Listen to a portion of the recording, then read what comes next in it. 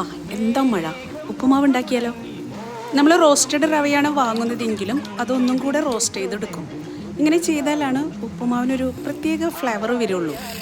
ചൂടായ പാനിലേക്ക് ഓയിൽ ഒഴിച്ച് കടുക്, ഉണക്കമുളക്, കറിവേപ്പില ഇത് പൊട്ടിച്ചെടുക്കുന്നു.